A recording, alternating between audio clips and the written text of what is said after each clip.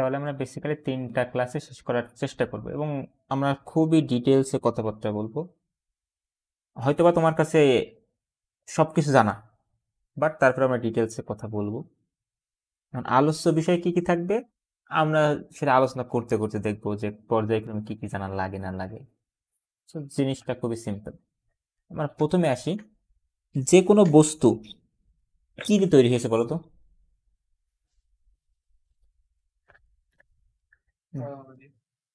যে কোনো বস্তু পরমাণু দিয়ে তৈরি হয়েছে, শিওর? আচ্ছা, পরমাণু দিয়ে তৈরি হয়েছে। পরমাণু কি?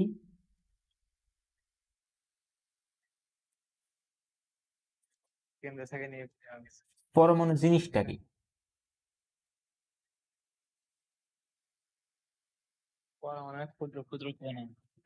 আচ্ছা, কোন বস্তু ক্ষুদ্রতম একককে বলা হয় পরমাণু, তাই তো? আচ্ছা, এই পরমাণুর ভিতরে কি কি থাকে?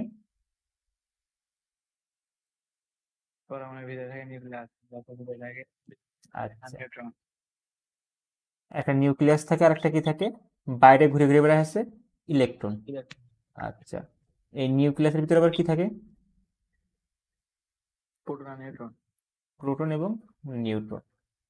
প্রোটন কি জিনিস?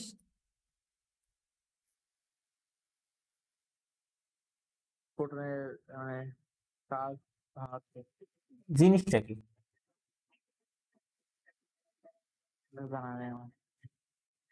একটা কণা। কণা মানে বালুর কণা টাইপের হতে পারে, কিন্তু জিনিসটা অনেক ছোট হবে। এবং এর চার্জ কি? পজিটিভ চার্জ বা ধনাত্মক চার্জ, তাই তো? দেখতে পাচ্ছ না? আবার আজকে আমার বুঝতে পারছি হোয়াটসঅ্যাপে ক্লাস হবে না। হোয়াটসঅ্যাপে আমাদের অনেক বেশি ডিস্টার্ব করছে। এখন মনে হয় দেখতে পাচ্ছ, কিন্তু আমি কিছু দেখতে পাচ্ছি না। সুতরাং আমার হোয়াটসঅ্যাপ বাদ দিতে হবে। আমি তোমাকে জুমে মেসেজ দিচ্ছি। ওকে, আমাদের জুম কোথায়?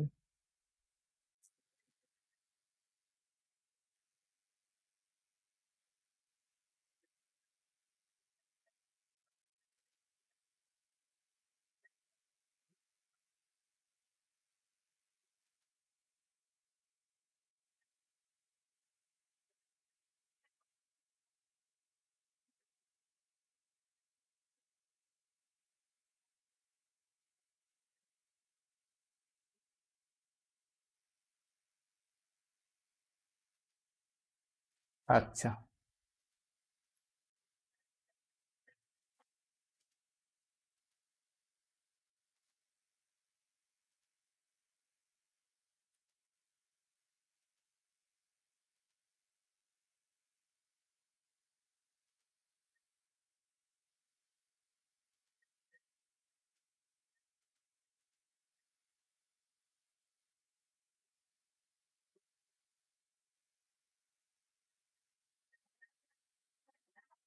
একটু ওয়েট করি।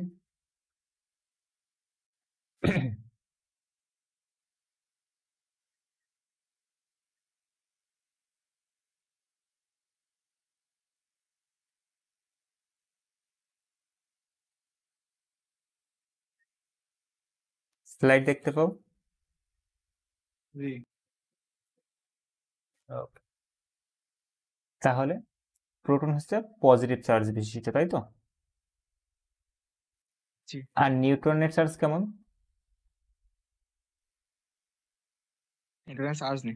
চার্জ নেই, তার অর্থ কি?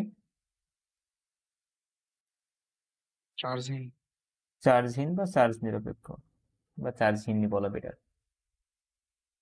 আচ্ছা, আর ইলেকট্রন কি?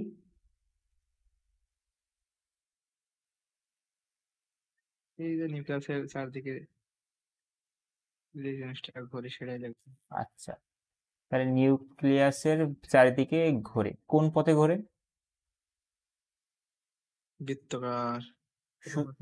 শুধু কি বৃত্তাকার, উপবৃত্তাকার। বৃত্তাকার বা উপবৃত্তাকার? বৃত্তাকারের কথা কে বলছিল? ওই বোর। বোর বলে। আর বোরের সীমাবদ্ধতা কি, যে বোর উপবৃত্তাকারের কথা বলিনি। ওকে, ইলেকট্রন চার্জ কেমন? নেগেটিভ। নেগেটিভ বা ঋণাত্মক। তাহলে পরমাণু আসলে কি দেখো তো। পরমাণু মানে পরমাণুকে আমরা বলছিলাম একটা ইন্ডিভিজুয়াল ইউনিট বা একক অংশ। এই একক অংশ কি আসলে একক, নাকি এইটা আরো কারো দ্বারা তৈরি হয়েছে? এটাও অন্য ছোট এটা ছোট আরো জিনিসের সাহায্য নিয়ে তৈরি হয়েছে। তাহলে এই যে ছোট্ট ছোট্ট জিনিস যেগুলো নিয়ে পরমাণু তৈরি হয়েছে, এই ছোট্ট ছোট্ট জিনিসগুলোর কিছু বৈশিষ্ট্য আছে, যেমন ইলেকট্রন এবং প্রোটন। এদের বৈশিষ্ট্য কি? এদের বৈশিষ্ট্য হচ্ছে, মানে চার্জ শব্দ কিন্তু পরে এসছে, এদেরকে মানে বৈশিষ্ট্যটা কি? আমরা নর্মালি দেখতে পেতাম যে একটা পরমাণু যদি থাকে, এই পরমাণুর চারিদিকে একটা ইলেকট্রন একটা বৃত্তাকার পথে ঘুরে ঘুরে বেড়াচ্ছে, তাই না? তাহলে বৃত্তাকার পথে কেন ঘুরছে? এই ইলেকট্রনটা বৃত্তাকার পথে কেন ঘুরছে? বা এই যে এটাকে আমি নিউক্লিয়াস বলি, এই নিউক্লিয়াসকে কেন্দ্র করে কেন ঘুরছে? এর দরকার কি? কোনো কারণ আছে? না। আচ্ছা, প্রথম কথা আমাকে বলো, কোনো বস্তু অন্য বস্তুকে কেন্দ্র করে কেন ঘোরে?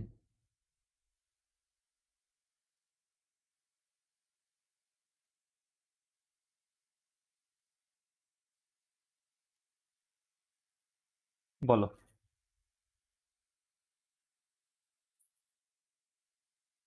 জানো? ওই না। ট্রাই করবা? না। আচ্ছা, ধরো পৃথিবীকে কেন্দ্র করে ঘোরে কে? পৃথিবীকে সূর্য। পৃথিবীকে কেন্দ্র করে সূর্য ঘোরে, নাকি মুন ঘোরে, চাঁদ ঘোরে? ওই আপনি একদিন বলছেন কি বলছিলাম? সূর্য ঘরে। ওটা তো তোমার ওটা কেন্দ্র তো করে। ওটা তো তোমার মনে হয়, আসলে তো ঘোরে না। আসলে তো সূর্যকে কেন্দ্র করে পৃথিবী ঘোরে। জি। আচ্ছা, তাহলে এই যে পৃথিবী, পৃথিবীকে কেন্দ্র করে চাঁদ ঘুরছে, কেন ঘুরছে? অথবা তুমি বলতে পারো সান, সানকে কেন্দ্র করে পৃথিবী ঘুরছে, কিন্তু কেন ঘুরছে? এর পিছনে কাহিনী, মানে ঘোরার জন্য কি লাগে? এমনি এমনি কি কেউ কাউকে পিছনে ঘুরবে, কাউকে কেন্দ্র করে ঘুরবে? না। কেন ঘুরে?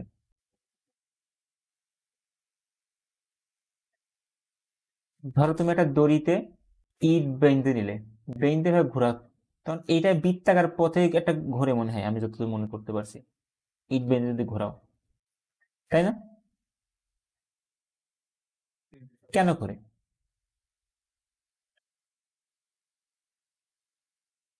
কাহিনী কি? তুমি যদি ইট সুতা দিয়ে বান্ধিছ, বান্ধার পরে ঘোরাচ্ছ, মানে একটা বল প্রয়োগ করো, তুমি হাতকে ঘোরাও, তাই তোমার হাতকে কেন্দ্র করে ওই সুতাটার সাথে বলটা বাঁধা থাকে, তার সেও ঘোরে। এখন যদি এমন হয় যে তোমার হাত এবং ওই ঢিল বলো বা ইট বলো, যাই বলো, কিছুটা বাঁধছো, এই বান্দার যদি কিছু না থাকে, তাহলে কি ঘোরাতে পারবে ওই বলটাকে বা ওই বস্তুটাকে? না। বান্দার দড়ি না থাকলে ঘোরাতে পারবে না। তাহলে এই দড়িটা কি করছে? এই যে দড়িটা কি কাজ করছে, এর কাজ কি? ওই এই আছে আপনার ইটটাকে ঘোরানোর সাহায্য আছে। সাহায্য করছে, কিভাবে সাহায্য করছে? তুমি যখন এভাবে হাত দিয়ে ঘোরাও, তুমি ফিল করে দেখবা তোমার হাতে ব্যথা লাগে, এবং মনে হয় যে বাইরের দিকে কেউ, মানে ওই ঢিলটা বাইরের দিকে চলে যেতে চাচ্ছে, তা তুমি টেনে ধরে রাখছো, এমন মনে হয়। জি। তাই আমরা এক সময় পড়ে আসছি সুতায় কি বল তৈরি হয়, একটা টান বল তৈরি হয়, তার মানে তুমি একটা টান বলের মাধ্যমে এটাকে ধরে রাখছো, তাই না? তাহলে এই বল প্রয়োগ করার মাধ্যমে তুমি একটা বস্তুকে তোমার কেন্দ্র করে ঘোরাচ্ছ। একইভাবে তাহলে যদি বৃত্তাকার পথে, এবং আমরা এর আগে পড়ে আসছি নিউটনের প্রথম সূত্র, যে স্থির বস্তু চিরকাল কি থাকে, আর যদি কোনো একটা বস্তু গতিশীল হয় সেটা কি বেগে চলতে থাকে, সময় সমবেগে চলতে থাকে, ধ্রুব বেগে চলতে থাকে বা একই বেগে চলতে থাকে। এখন কখন এর বেগের পরিবর্তন হবে? বাইরে থেকে বল প্রয়োগ করলে। বল প্রয়োগ করলে। তাহলে এবার যদি বল প্রয়োগ করি তাহলে বেগের পরিবর্তন হবে। আচ্ছা, বল প্রয়োগ করলে এমন কি হতে পারে, আমরা জানি বেগ একটা কি রাশি জানো, বেগ আছে ভেক্টর রাশি। ভেক্টর রাশি। তাহলে এর অবশ্যই দিকও ম্যাটার করে। আচ্ছা, তুমি এমন কাজ করলে যে তুমি এমন ভাবে বল প্রয়োগ করতো যাতে এই বেগের মানের পরিবর্তন হচ্ছে না কিন্তু দিকের পরিবর্তন হচ্ছে, তাহলে কি, মানে আমি কত বুঝো, তোমার একটা বস্তু যেই বেগে আছে সেই বেগে চলবে কিন্তু তুমি বেগ পরিবর্তন করবে না, তুমি দিক পরিবর্তন করতে যাচ্ছ, তাহলে কি করতে হবে? বল কি প্রয়োগ করা লাগবে দিক পরিবর্তনের জন্য?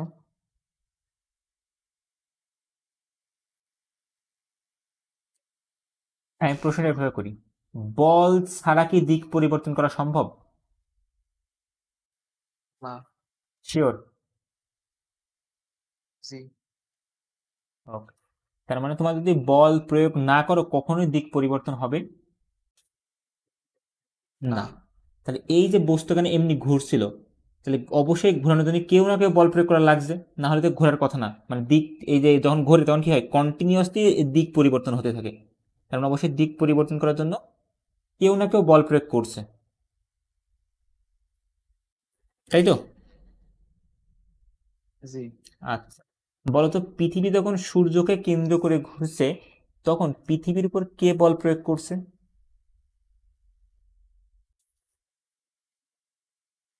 তুমি জানো মহাকর্ষী সূত্র নিউটনের, যে নিউটন বলেছে যে দুইটা ম্যাসিভ বস্তু বা দুইটা ভর সম্পন্ন বস্তু একে অপরকে আকর্ষণ করে, এবং এই আকর্ষণ বলের মান কত পড়ে আসছো?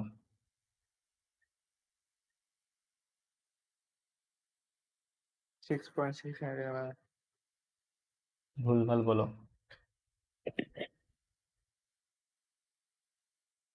তাহলে আকর্ষণ বলের মান জি ইন্টু জি।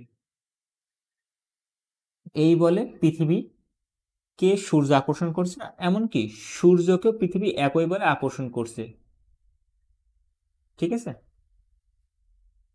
কিন্তু দিক ভিন্ন হবে। এখন একইভাবে সূর্যকে, সরি, নাম কি, মুন, অর্থাৎ চাঁদকে পৃথিবী আকর্ষণ করছে, পৃথিবীকে চাঁদ আকর্ষণ করছে, তাহলে এই ইলেকট্রন আর এই যে নিউক্লিয়াস এদের মধ্যে কোন বল কাজ করছে? ইলেকট্রন এবং নিউক্লিয়াস এর মধ্যে কোন বল কাজ করছে যার ফলে ইলেকট্রন ঘুরে ঘুরে বেড়াচ্ছে? কারণ বল ছাড়া তো ঘুরে বেড়ানোর কথা না, যেহেতু ঘুরে বেড়াচ্ছে কেউ না কেউ বল প্রয়োগ করছে, এই বলটা কে প্রয়োগ করছে বা কিসের ফলে তৈরি হচ্ছে বলটা? তাহলে কারণে। চার্জের কারণে। তুমি কি করে বুঝলে? ওই আপনার ইলেকট্রনের আছে নেগেটিভ আর প্রোটনের আছে পজিটিভ, হুম, এর মধ্যে একটা আকর্ষণ হয় এই কারণে। কে বলছে আকর্ষণ হয়?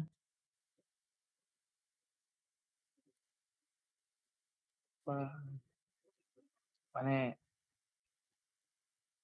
তুমি কখনো দেখছো আকর্ষণ হইতে? না না। তাহলে তুমি কিভাবে বুঝলে যে আকর্ষণ হয়?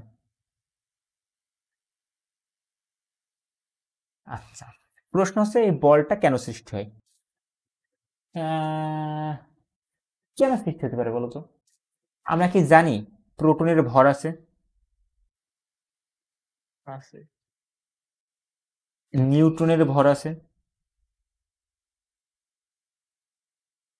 ইলেকট্রনের ভর আছে, এমন কি হতে পারে না এই ভরের কারণে ইলেকট্রন ঘুরে ঘুরে বেড়াচ্ছে? কারণ ভর থাকলেই আমাদের নিউটন সাহেব বলে গেছে যদি ভর থাকে তাহলে অবশ্যই তাদের মধ্যে একটা কি বল থাকবে, আকর্ষণ বল। তার মানে এখানে একটা আকর্ষণ বল আছে। তাহলে এই আকর্ষণ বলের কারণে কি ঘুরছে? এই আকর্ষণ বলের কারণেই কি ঘুরছে? এই আকর্ষণ বলের মান নয় খুব নিম্ন হবে। জি, আমরা এমনকি সামনে কোনো একটা প্রবলেমে দেখাবো যে নিউটনের যে গ্র্যাভিটেশনাল ল এটার সাহায্যে যদি বের করো মানে ভরের সাহায্যে, তুমি দেখো বলের মানটা খুবই খুবই কম। এত কম বলে ইলেকট্রন ঘোরার কথা না। ফলে তখন তারা চিন্তিত আসলে কেন ঘুরছে। আসলে ওখান থেকে কি চিন্তিত না, এর আগে আমরা আরো অনেকগুলো এক্সপেরিমেন্ট এবং অতীতের কাহিনী থেকে আমরা দেখে আসছি যে কোনো না কোনো আর একটা কারণে আকর্ষণ হয়। যেমন আমি এটা ফিল করছি অনেক সময় যে এমনকি টেস্টও করছি। আমি যখন তোমাদের এলাকায় থাকতাম আমার একটা গেঞ্জি ছিল, ওই গেঞ্জিটা হচ্ছে রোদ্রে পরে থাকতাম শীতকালে মেনলি। ওই গেঞ্জিটা আমার গায়ে লোমে ঘষা দিলে দেখতাম যে লোমকে আকর্ষণ করছে, লোমকে উঁচু নিচু করছে। তুমি এটা ফিল করছো কিনা আমি জানি না, বাট ট্রাই করে দেখতে পারো। যেগুলো হচ্ছে সিল্কের কাপড়, সিল্কের যদি কাপড় থাকে ওইটাতে একটু ঘষে দেখবা, এটা কাজ করে। একইভাবে এমন আর একটা এক্সপেরিমেন্ট যেটা তুমি সচরাচর করতে পারো খুব বাড়িতেই ইজিলি, সেটা হচ্ছে চিরুনি নিবা। চিরুনি নিয়ে তোমার মাথায় চুলে কয়েকবার ঘষবা, ঘষার পরে কিছু কাগজের টুকরা নিবা, নেওয়ার উপর দেখবে কাগজের টুকরার উপরে রাখলে কাগজের টুকরা চিরুনির সাথে চলে আসছে। সেই এক্সপেরিমেন্টটা করেছি। আচ্ছা, তাহলে এই যে এইগুলো হচ্ছে কেন হচ্ছে, এগুলোর পিছনে কাহিনী কি? মানে এইগুলো তো অবশ্য কোনো একটা বল, বল ছাড়া তো চলে আসার কথা না, তাই না? না, তাহলে এই বলের উৎপত্তি কোথায়?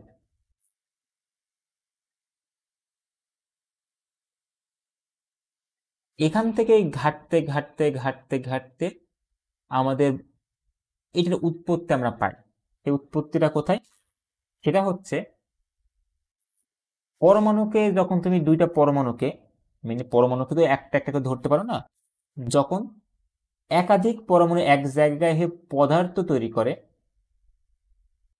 তখন একটা পদার্থের সাথে আর একটা পদার্থের ঘর্ষণের ফলে কিছুটা শক্তির এক্সচেঞ্জ হয় বা শক্তির রূপান্তর হয়। এর ফলে অন্য পরমাণুর ইলেকট্রনগুলো উদ্দীপ্ত হয় বা ইলেকট্রনগুলো শক্তি পেয়ে যায়। ফলে এক পরমাণু মানে এক পদার্থ থেকে আর এক পদার্থে চলে যায়। ঠিক আছে? যখন এক পদার্থ থেকে আর এক পদার্থে চলে যায় তখন একটাই কিছুটা ইলেকট্রন কমে যায়, একটাই কিছুটা ইলেকট্রন বেড়ে যায়। এর ফলে ওখানে একটা আকর্ষণ তৈরি হয় এবং যেটা আমরা আরেকটু ডিটেলসে ভেঙে পড়ার চেষ্টা করব। সো দেখি জিনিসগুলো কি কি আছে। আমরা একটা মডেলে ঢুকি। আচ্ছা বলো তো, একটা পরমাণুর কেন্দ্রে কে থাকে? প্রোটন এবং নিউট্রন থাকে। হ্যাঁ, নিউক্লিয়াসে তো প্রোটন এবং নিউট্রন থাকে। ভালো কথা, ছোটাতে লিখি প্রোটন প্লাস নিউট্রন। আর বাইরে ঘুরে ঘুরে বেড়ায় ইলেকট্রন। ইলেকট্রন।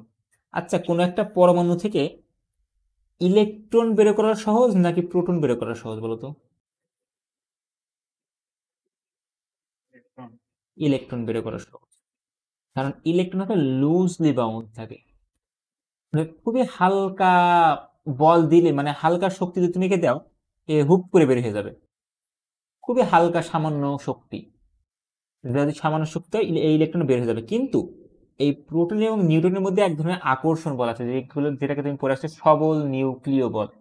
এই সবল নিউক্লিয় বলের কারণে এই প্রোটন এবং নিউট্রনকে ভাঙতে অনেক বল প্রয়োগ করতে হয়। এই যে বল প্রয়োগ করা নর্মালি আমাদের পক্ষে সম্ভব নয়। এই জন্য প্রোটন এবং নিউট্রনকে বিচ্ছেদ ঘটানো অসম্ভব প্রায়। এই জন্য আমরা কি করি, ইলেকট্রনকে আমরা সরাইতে পারি।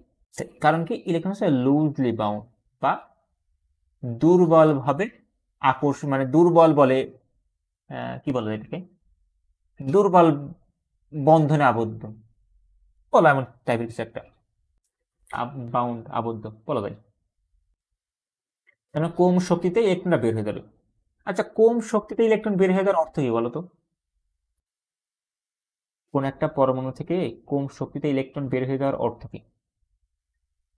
আসো কি? জি জি জি কোন একটা পরমাণু থেকে কম শক্তিতে ইলেকট্রন বের হয়ে যাওয়ার অর্থ কি? তার কোন জিনিসটা বেশি বা কম বলতো? পড়ে আসছো হচ্ছে রসায়নে।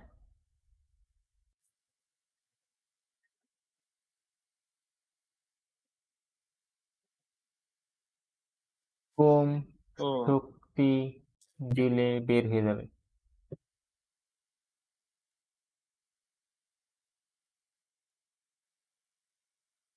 কে সে? নাম কি? ওই ডান বলছি এই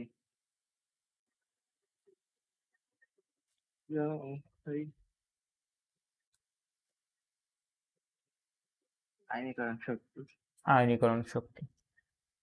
তাহলে কোনো পরমাণু যদি আয়নীকরণ শক্তি কম হয়ে থাকে, তাহলে তাকে হালকা শক্তি দিলে সেইভাবে কি হবে? পরমাণু থেকে বের হয়ে যাবে। আর একটা জিনিস আছে, একইভাবে কোন একটা পরমাণুর প্রোটন এবং নিউট্রন মাঝখানে আছে, বাইরে থেকে একটা ইলেকট্রনের ভিতরে ঢুকাবা বা বাইরের একটা ইলেকট্রনের প্রতি এর কেন্দ্রের আকর্ষণ আছে কিনা, এটার জন্য একটা নাম আছে।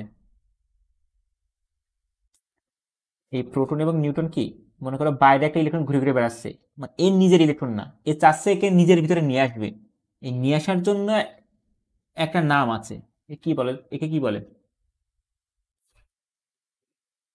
বন্ধ। হুম হুম,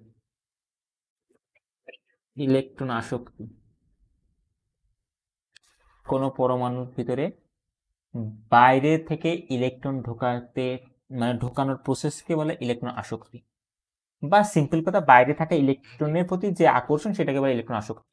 যার ইলেকট্রন আসক্তি বেশি সে সহজে ইলেকট্রন নেবে, আর যার ইলেকট্রন আসক্তি কম সে ইলেকট্রন নিতে যাবে না, মানে ইলেকট্রন গ্রহণ করতে যাবে না। সেটা কি বোঝায়? এটা গ্রহণ করাকে বোঝায়। ইলেকট্রন কম শক্তিতে ইলেকট্রন বের হয়ে গেলে আয়নীকরণ শক্তি কম, আর ইলেকট্রনের প্রতি যদি ভালোবাসা বেশি থাকে তাহলে ইলেকট্রন আসক্তি বেশি। ঠিক আছে? জি আচ্ছা, এখন যে কোনো একটা পদার্থ, যে কোনো একটা পদার্থ তৈরি হতে গেলে তো একটা পরমাণু দিলে হয় না, অনেকগুলো পরমাণু লাগে, তাই তো? জি এখন আমরা কিছু কিছু কিছু কিছু পদার্থ দেখি, যেমন ধরো একটা তার আছে, এই একটা তার আছে, এই তারের এই জায়গায় তুমি কারেন্ট লাগাই দিয়ে কারেন্টের তার জুড়ে দিলে, আর এখানে তুমি হাত দিয়ে ধরলে, তাহলে কি হবে? কারেন্ট শর্ট খাও। শর্ট খাবা। কেন খাবা? কারেন্ট পেয়েছে তার ভিতরে। কারেন্ট তো এই তারে ছিল, এই তারে জাস্ট লাগিয়ে দিছি, কারেন্ট ধরবে কেন? যদি এমন হয় যে এখানে একটা বাঁশ আছে, এই বাঁশে তুমি হাত দিলে, এই বাঁশে তো তার জোড়া আছে, তাহলে কি তোমার কারেন্ট ধরবে? ধরবে। শিওর? যদি একটা পাকা বাঁশ থাকে তাহলে ধরবে? বাসটা শুকনো হলে ধরবে হ্যাঁ না, শুকনো, হলে ধরে। হ্যাঁ আমি শুকনো ট্রাই করতে বলছি, আরো আরো সুন্দর উদাহরণ নিই। একটা শুকনো লাঠ নিলাম, অথবা একটা প্লাস্টিকের পাইপ নিলাম, এই টাইপের জিনিস হলে কি শক করে? না না, কেন করে না? কারণ ওর ভিতর দিয়ে এই বিদ্যুৎ প্রবাহিত হতে পারে। বিদ্যুৎ কি? কারেন্ট আর যায় মানে তারের ভিতর যেটা ছিল আর কি। তার ভিতরে কি ছিল? তারের ভিতরে কি আছে? বিদ্যুৎ। তার ভিতরে কি বিদ্যুৎ নাই? কারেন্ট বা বিদ্যুৎ। ধরো একটা সিম্পল তার আছে, ওর ভিতরে কি বিদ্যুৎ আছে? না, তাহলে বলছো যে তার মানে বিদ্যুৎ, তারের মধ্যে তখন কারেন্ট কারেন্ট তোর মাল্টিপ্লাগে দেওয়া হয় তখন কেরকম হয়? হ্যাঁ, মাল্টিপ্লাই দেওয়ার আছে, দেওয়ার আগে তার ভিতরে কি আছে যা বাঁশের ভিতরে নেই বা এই প্লাস্টিকের পাইপের ভিতরে নেই? কি এমন জিনিস যার ফলে তোমার পাইপ দিয়ে কারেন্ট যাচ্ছে না বা বিদ্যুৎ যাচ্ছে না বা তড়িৎ যাচ্ছে না, কিন্তু তার দিয়ে যাচ্ছে? তাহলে কি এমন আছে? কিছু একটা তো আছে। জিনিসটা কি জানো কি? না। প্রথম কথা তো এটা তো শিওর যে যেহেতু বাঁশ একটা পদার্থ বা পাইপ একটা পদার্থ, তারও একটা পদার্থ, পদার্থের যদি কোনো সমস্যা নেই যে এটা পদার্থ না, এমন কোনো সমস্যা? না। দুইটাই পদার্থ। পদার্থ থাকলে এর ভিতরেও কি আছে? অ্যাটম আছে বা পরমাণু আছে, এর মধ্যেও অ্যাটম বা পরমাণু আছে। আর অ্যাটম থাকা মানে কি, এর মধ্যে প্রোটন আছে, নিউট্রন আছে, ইলেকট্রন আছে, এর মধ্যেও প্রোটন আছে, নিউট্রন আছে, ইলেকট্রন আছে। তো সমস্যা কোথায়? সমস্যা হচ্ছে এই তারের ভিতরে যেই ইলেকট্রনগুলো আছে, সেই ইলেকট্রনগুলো মুক্তভাবে ঘোরাঘুরি করতে পারে, মুক্তভাবে ঘোরাঘুরি আমি করা। করতে পারে। কিন্তু এই যে বাঁশ বলো বা তুমি পাইপ বলো, এদের মধ্যে কি করতে পারে না? ইলেকট্রন কিন্তু আছে, ইলেকট্রন নিয়ে কোনো সমস্যা নেই, কিন্তু এরা কি করতে পারে না? ঘোরাঘুরি করতে পারে না। এরা কি করে? স্থির হয়ে দাঁড়ায় থাকে, স্থির হয়ে থাকে। দেখো, স্থির হয়ে থাকার অর্থই না যে পরমাণুকে কেন্দ্র করে ঘুরছে, না, পরমাণুকে কেন্দ্র করে ঘুরছে, বাট এই যে ধরো একটা, কি এমন করে দেখাই, সামনে না বসে দেখানো যায় না? ধরো এই একটা পদার্থ, এটাকে আমি সিম্পলি দেখাচ্ছি এইভাবে, এটা কিন্তু ফাঁপা না, এটা সম্পূর্ণ ভরাট করা। এর এই জায়গায় যদি একটা চার্জ থাকে, ইলেকট্রন থাকে, এই ইলেকট্রনটা কি করবে? এই জায়গার পরমাণু, এই প্রোটন, নিউট্রন, নিউক্লিয়াসকে কেন্দ্র করে ঘুরবে, কিন্তু এই ইলেকট্রনটা এই জায়গায় চলে যেতে পারবে না, এই জায়গা থেকে এই জায়গায় যেতে পারবে না। মানে ওই পরমাণুর ভিতরে সব জায়গায় ঘোরাঘুরি করতে পারবে না, ও যেই জায়গায় ঘুরছে ওই জায়গায় ঘুরবে, ওর বাইরে যেতে পারবে না। আমার কথা বুঝতে পারছো? জি। তো স্থির থাকার অর্থ এমন ভেবে না যে সে স্থির, সে নড়াচড়াই করছে না, নড়াচড়া না করে সে তো এক্সিস্টই করবে না। কথা আছে না, সে ঘোরাঘুরি করছে, কিন্তু ওই সম্পূর্ণ পরিবাহের মধ্যে ঘুরতে পারবে না, যে জায়গায় ঘুরছে ওই জায়গায় ঘুরতে থাকবে। ঠিক আছে? জি। আর এই তারের মধ্যে কি হবে? এই জায়গায় যদি কোনো একটা ইলেকট্রন থাকে, এই ইলেকট্রন কিছুক্ষণ পর এখানে আসবে, এখানে আসবে, এখান থেকে আবার এখানে আসবে, এমনি যাবে, যে যেদিক সেদিক ঘোরাঘুরি করবে বিক্ষিপ্ত ভাবে, তারের মধ্যে ঘোরাঘুরি করবে। বোঝা গেল? জি। তাহলে যে সকল ইলেকট্রন মুক্তভাবে ঘোরাঘুরি করতে পারে বা চলাফেরা করতে পারে তাদেরকে আমরা বলি ধাতু।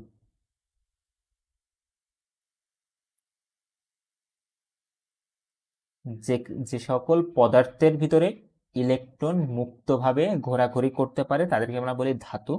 যেমন ধাতু তোমরা পড়ে আসছো কি, তামা তার দেখছো, তার তামা বলতে কি কপারের তার, তোমার সিলভারের তার দেখছো, তুমি আয়রনের তার দেখছো, মানে লোহা। এদের মধ্যে দিয়ে কি হয়? কারেন্ট পাস করে। কিন্তু প্লাস্টিকের মধ্যে কারেন্ট পাস করে না, কারণ কি? ওখানে ইলেকট্রন ঘোরাঘুরি করতে পারে না। আর যাদের মধ্যে ইলেকট্রন ঘোরাঘুরি করতে পারে না তাদেরকে বলা হয় অধাতু। সো এই বিদ্যুৎ পরিবহনের উপর নির্ভর করে, বিদ্যুৎ পরিবহনের ওপর নির্ভর করে পদার্থ দুই ধরনের, তিন ধরনের বলা হয় মেনলি, আরো বড় হলে আর এক ধরনের পড়বা, বাট ধরো তিন ধরনের। পরিবহনের উপর নির্ভর করে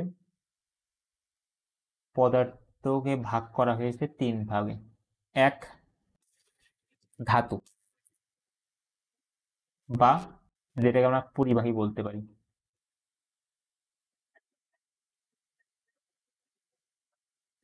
2 হচ্ছে অপরিবাহী। অপরিবাহী মানে তো বুঝতে পারছি তারা কি করে না, ওর হাতে পরিবাহী করে না। অপরিবাহী মানে তারা ইলেকট্রনের পরিবহন করে না।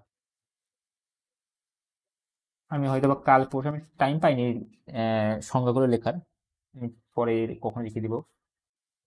তাহলে অপরিবাহী হচ্ছে অধাতুগুলো, আধাতু অধাতু। অধাতু হচ্ছে যারা ইলেকট্রন পরিবহন করে না, আর যারা ইলেকট্রন পরিবহন করে তারা হচ্ছে ধাতু। আর একটা আছে যে মধ্যবর্তী অবস্থায় থাকে, তাদেরকে বলে কি অর্ধ পরিবাহী। এবং এই অর্ধ পরিবাহী যদি আবিষ্কার না হতো তাহলে আজকে আমরা এখানে কথাও বলতে পারতাম না, এমনকি তুমি যে হাতে যে ফোনটা আছে, আমার হাতে যে কম্পিউটারটা আছে, এটাও হয়তো বা তৈরি হতো না। এটা এতটা ইম্পর্টেন্ট এবং বাস্তব জীবনে যা দেখছো সব এর কল্যাণে। অর্ধ পরিবাহী, তাহলে এর পরিবাহী কি মানে এ এমন একটা জিনিস, অর্ধ মানে তো বুঝতে পারছো, জি। অর্ধ মানে কি অর্ধেক, অর্ধেক পরিবাহী আর অর্ধেক অপরিবাহী। অনেকটা তেমন। অর্থাৎ এর পরিবহন করার ক্ষমতা পরিবাহীর থেকে বেশি কিন্তু অপরিবাহী, সরি হ্যাঁ পরিবাহীর থেকে কম কিন্তু অপরিবাহীর থেকে বেশি। পরিবহন ক্ষমতা বা ইলেকট্রন পরিবহন করে বা ঘোরাঘুরি করে পরিবাহীর চেয়ে কম করে, পরিবাহীর চেয়ে কম করে। তাহলে কি লিখবো, পরিবাহী গ্রেটার অর্ধ পরিবাহী, আর এর চেয়ে কম করে কিরা অপরিবাহী। ওকে, জি। আচ্ছা তাহলে এখানে আমরা কিছু জিনিস বুঝলাম, পরিবাহী, অপরিবাহী, অর্ধ পরিবাহী। পরিবাহী কি করে, ইলেকট্রন ঘোরাঘুরি করে, অপরিবাহীতে ঘোরাঘুরি করে কিন্তু এক জায়গা থেকে আরেক জায়গায় যেতে পারে না, অর্ধ পরিবাহীতে মাঝামাঝি পর্যায়ে থাকে। এখন আমাদের কিছু জিনিস রিলেট করতে হবে।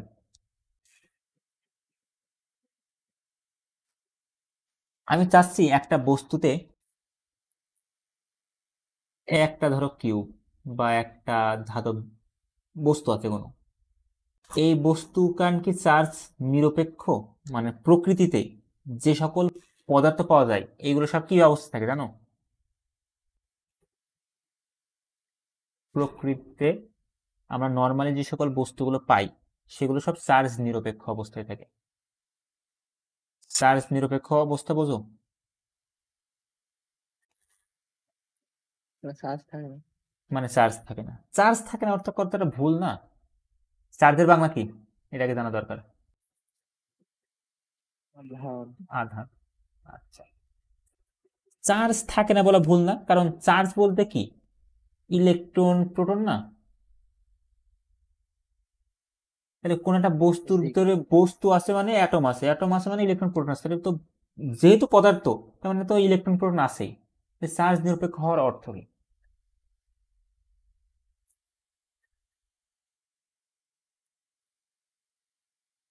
আচ্ছা এমন কি কখনো হয়েছে যে তোমার টিনের যে স্কেলটা আছে, স্কেলটা তো টিনের, তার মানে এর মধ্যে বিদ্যুৎ পরিবহন করে, তুমি হাত দিয়েছো তুমি শক খাইছো, এমন হয়েছে? তোমার স্কেলটা টেবিলের জি। উপরে পড়ে আছে, কথা বলো, তোমার স্কেলটা টেবিলের উপরে পড়ে আছে, তুমি হাত দিছো তোমাকে কারেন্টের শক করছে, এমন কি কখনো হয়েছে? হ্যাঁ। তাহলে কাহিনী কি, ওকে ওখানে কি প্রোটন নেই, ওখানে কি ইলেকট্রন নাই?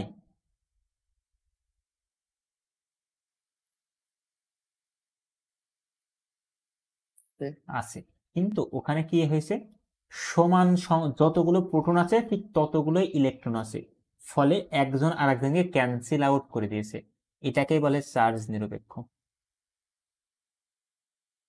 বুঝতে, তাহলে কোনো পরমাণুতে যদি সমান সংখ্যক প্রোটন এবং সমান সংখ্যক ইলেকট্রন থাকে তাহলে তাকে বলা হয় চার্জ নিরপেক্ষ।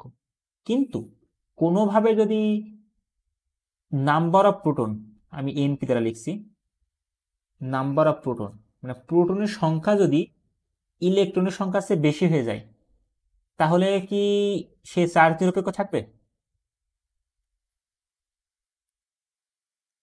ধরো ধরো কোনো পরমাণুতে 10টা প্রোটন আছে আর 7টা ইলেকট্রন আছে, তাহলে ওই পরমাণুতে কি বেশি আছে? 7টা ইলেকট্রনকে ক্যান্সেল করতে 7টা প্রোটন লাগবে, 3টা কি বেশি থাকছে? প্রোটন বেশি থাকছে। আর প্রোটনের চার্জ কি? প্লাস। তার মানে এই যে পদার্থ যদি এমন একটা অবস্থায় থাকে তখন তাকে বলে ধনাত্মক অবস্থা, ধনাত্মক চার্জে চার্জিত, ধনাত্মক চার্জে চার্জিত। একইভাবে যদি উল্টোটাও সত্য, কি নাম্বার অফ প্রোটনের চেয়ে নাম্বার অফ ইলেকট্রন, মানে ইলেকট্রনের সংখ্যা যদি প্রোটনের চেয়ে বেশি হয় তাহলে তখন কি হবে?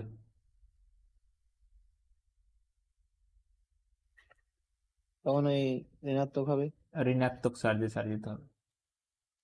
আচ্ছা, এখন তুমি কি কোনোভাবে কি কোনো একটা পরমাণুতে এক্সট্রা প্রোটন ঢুকাইতে পারবা? এটা কি সম্ভব?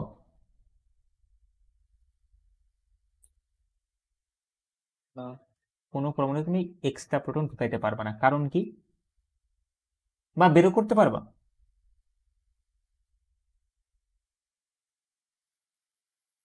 না না, সাধারণত পারবা না। পারবা, পারবা না কথা ভুল, সাধারণত পারবা না। কারণ কি? অনেক বেশি শক্তি লাগবে, আর অত পরিমাণ শক্তি আমাদের দেওয়া সম্ভব না। কিন্তু আমি ইলেকট্রনকে সরাইতে পারবো, ইলেকট্রনকে সরানো সম্ভব। তাহলে কোনোভাবে যদি আমি কোনো পরমাণু থেকে ইলেকট্রন সরাই ফেলতে পারি তাহলে সেখানে কি বেশি হবে?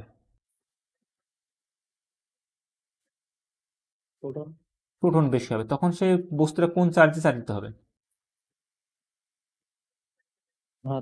ধনাত্মক। তার মানে এই কেসটা যে ইলেকট্রন সরাতে পারলে ধনাত্মক চার্জে চালিত। আর যদি কোনোভাবে ইলেকট্রন প্রবেশ করাইতে পারি তাহলে কি হবে?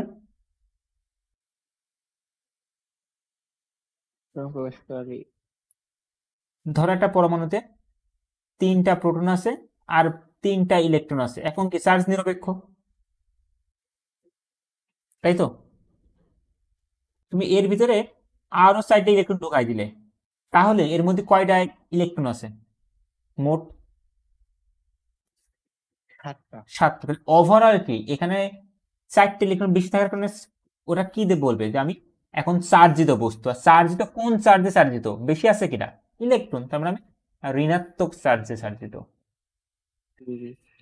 তাহলে আমরা দেখলাম যে কোন একটা বস্তুকে দুই ভাবে চার্জিত করা সম্ভব, একটা ধনাত্মক চার্জে চার্জিত আর একটা হচ্ছে ঋণাত্মক চার্জে চার্জিত। এখন এই ধনাত্মক চার্জে চার্জিত এবং ঋণাত্মক চার্জে চার্জিত করার সিস্টেম আছে অনেকগুলো। যেমন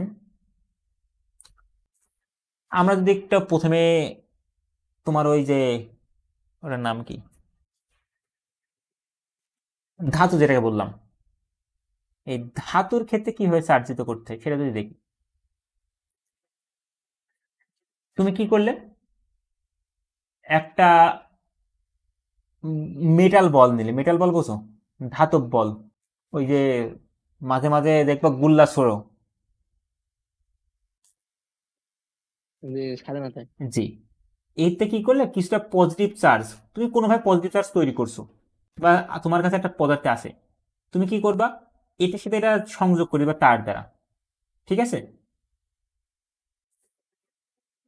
একটা বস্তুর ভিতরে তোমার, তুমি জানো এর ভিতরে অনেকগুলো পজিটিভ চার্জ আছে, এই পজিটিভ চার্জকে তুমি একটা ধাতব তার সাথে সংযোগ করে দিবা, দিলে দেখা যাবে যে এই বস্তু থেকে কিছুটা ইলেকট্রন, কারণ এই বস্তু কি চার্জ নিরপেক্ষ ছিল, যতগুলো প্লাস ততগুলো মাইনাস, এখন যখন তার দ্বারা জুড়ে দেবা ইলেকট্রন তো ঘোরাঘুরি করছে, কারণ কি এটা ধাতু, ধাতু হলে কি ইলেকট্রন ঘোরাঘুরি করছে, তখন ঘুরতে ঘুরতে তারের মাধ্যমে কি হবে, এই বস্তুতেও চলে আসবে, ঠিক আছে? যখন, কারণ কি দেখো প্লাস চার্জ মানে কি, প্রোটনের চার্জ, প্রোটন কি নড়াচড়া করতে পারে, মানে নড়বে না, প্রোটন কিন্তু স্থির থাকবে। তাহলে ইলেকট্রন কি করবে, এই তার বেয়ে বেয়ে এই দিকে চলে আসবে, তারে করে যদি এই পাশে চলে আসে তাহলে এই পাশে কি হয়ে যাবে, কিছু ইলেকট্রন কমে যাবে, ইলেকট্রন যদি কিছু এই পাশ জি থেকে এবং এর কন্ডিশন আছে যেগুলো আমরা সামনে দেখবো, বাট আপাতত ধরো ইলেকট্রন কিছু চলে আসবে, ইলেকট্রন চলে আসলে এই পাশে কি থাকবে, দুটো ইলেকট্রন কমে যায়, তাহলে এই পাশে কি দুটো বেশি প্লাস চার্জ থাকবে, থাকলে কিনা, থাকলে ফলে এটা তোমার কোন চার্জ চার্জিত হয়ে গেল, আহ, প্লাস চার্জ বা ধনাত্মক চার্জে চার্জিত হলো। এবং যদি কোনো একটা ধাতবে পদার্থে অনেকগুলো প্লাস চার্জ থাকে, মানে অনেক প্লাস চার্জ আছে, তাহলে এই প্লাস চার্জটা কি করে, ওই যে গোলকটা যেটা দেখো, ওর যে সারফেস আছে, মানে যেটাকে যেটাকে তুমি হাত দিয়ে ধরো, ওই উপরে চলে আসে, ওই তলের উপরে চলে আসে। আমার কথা মনে বুঝতে পারছো? জি বলে দেখো দুইটা পার্ট থাকে, একটা ভিতরের পার্ট আর একটা বাইরের পার্ট। তুমি এই যে ভিতরে যে সবই তো লোহা, ওই লোহার ভিতর থাকে না, কি করে তলের উপর চলে আসে একে অপরকে, কারণ কি পজিটিভ চার্জ একে অপরকে বিকর্ষণ করে, আমরা পরে দেখবো। সো এই বিকর্ষণ করার ফলে এই পজিটিভ চার্জ কোন জায়গায় চলে আসে, সবচেয়ে দূরে দূরে থাকতে চাই, দূরে দূরে থাকার জন্য কি হয়, তলের উপর চলে আসে। ওকে, জি একইভাবে যদি একটা চার্জ নিরপেক্ষ বস্তু আছে, ওর কাছে একটা কি বলে নেগেটিভ চার্জিত বস্তু তার দ্বারা জুড়ে দিলে, তাহলে কি হবে, এই জায়গা থেকে কিছু ইলেকট্রন এই পাশে চলে আসবে। যদি এই পাশে কিছু ইলেকট্রন এই পাশে চলে আসে, তাহলে এটা কোন চার্জ চার্জিত হয়ে গেল,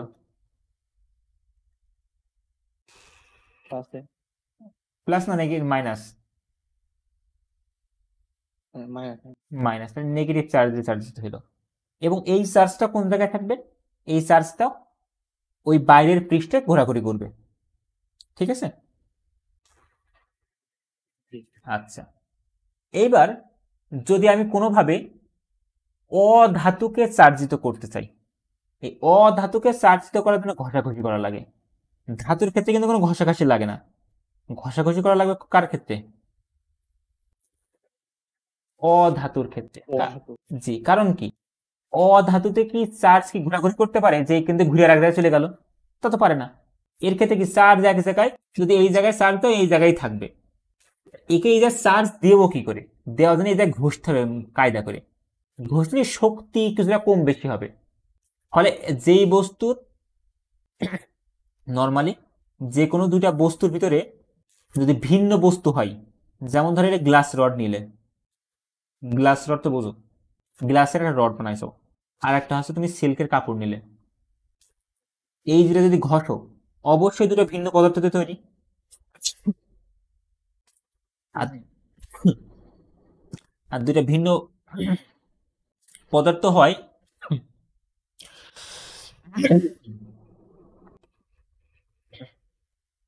ভিন্ন পদার্থ হয়, এদের কি হবে, অবশ্যই ইলেকট্রন আসক্তি ভিন্ন ভিন্ন হবে, ইলেকট্রন প্রতি ভালোবাসার দুইজনের ভিন্ন রকম হবে।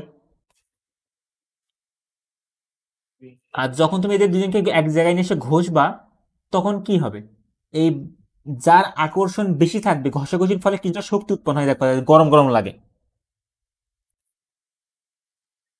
কোনো দুটো তল হাতেও তো ঘষে রাখো, গরম গরম হয়।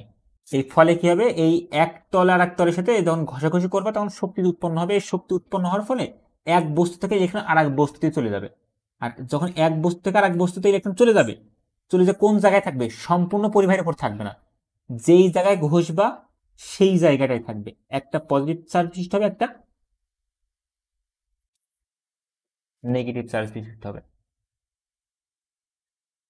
এখন কোনটা পজিটিভ হবে কোনটা নেগেটিভ হবে, যার ইলেকট্রনের প্রতি আসক্তি বেশি সে নেগেটিভ চার্জ বিশিষ্ট হবে, যার ইলেকট্রনের প্রতি আসক্তি বেশি সে নেগেটিভ চার্জ বিশিষ্ট হবে। আর এটা তোমার ক্ষেত্রে কিছু মনে রাখা দরকার, তোমার বই দুইটা আছে, একটা হচ্ছে গ্লাস রডের সাথে সিল্ক, আর ইবোনাইটের ক্ষেত্রে ইবোনাইটের রড পাওয়া যায়। এটা দেখতে কেমন বোঝাবো, আমি পরে একটা ছবি দেখাই দেবো। এই ইবোনাইটের সাথে তুমি ফারের একটা, ফার বলতে বোঝো তো, এই জ্যাকেটগুলোতে যেগুলো থাকে, এই ফারের কম্বিনেশন যদি এক জায়গায় করো, তাহলে তোমার কোন বস্তু থেকে চার্জ কোন বস্তুতে যাবে এটা তোমার জানতে হবে। সো আজকে যেহেতু তোমার মিটিং শেষ হয়ে গেছে, তুমি নাই, সুতরাং আমরা এরপর থেকে কালকে শুরু করব। ওকে।